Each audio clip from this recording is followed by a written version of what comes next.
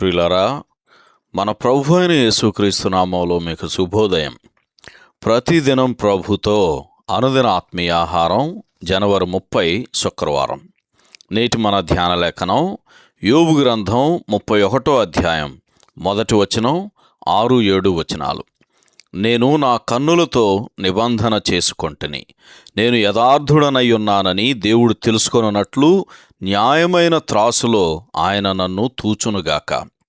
వ్యాఖ్యానాంశం: మానవుని నీతి దేవుని త్రాసు. వ్యాఖ్యానాంశం: మానవుని నీతి దేవుని త్రాసు. వ్యాఖ్యానం: యోబు 29వ అధ్యాయంలో తాను చేసిన మంచి పనుల గురించి ఎంతో విస్తారంగా వివరించాడు. అయితే ఇప్పుడు 31వ అధ్యాయంలో తాను చేయని అపవిత్ర కార్యముల గురించి ఎక్కువగా చెప్పుచున్నాడు. అవేమనగా అపవిత్రత మొదటి 12 వచనాల్లో, అవినీతి 13, 14, 15 వచనాల్లో, స్వార్థము 15-23 వచనాల్లో, విగ్రహారాధన 24-28 వచనాల్లో వివరిస్తూ ఉన్నాడు.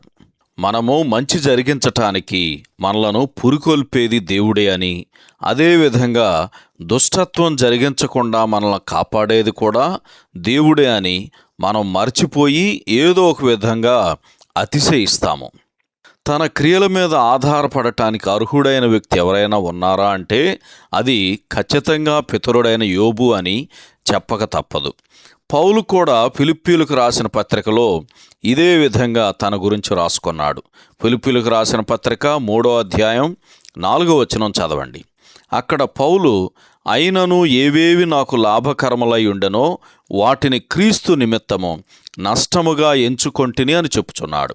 ఒక మంచి ఇశ్రాయేలీయుడిగా తనకు గల స్వాభావికమైన ఆధిక్యతలను, గతములో భక్తి కలిగిన పరిసయ్యునిగా తన నీతిని ఇప్పుడు పెంటతో సమానముగా ఎంచుకొనుచున్నాడు.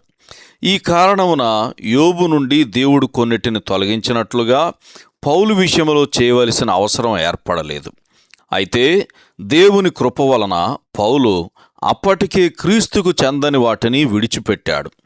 ఈ అధ్యాయములో నేనైతే అని ప్రారంభించబడిన ఎన్నో సవాళ్లు జవాబు లేనివిగా ఉన్నట్లు గమనించగలం.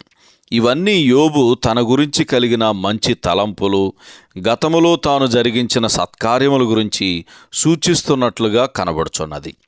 చివరిగా తన మంచితనమంతయు ప్రదర్శించిన తర్వాత ముగింపులో తన సంతకం చేసి ఉత్తరమియ్యవలనని దేవునినే సవాలు చేసినట్లుగా కనబడుచున్నది.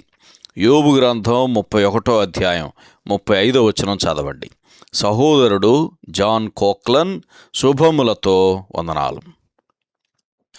ఈ సందేశాలకు సంబంధించి కానీ, బైబిల్కు సంబంధించి కానీ మీకేమైనా ప్రశ్నలు ఉంటే ఈ క్రింది నంబరుకు వాట్సాప్ ద్వారా పంపించండి.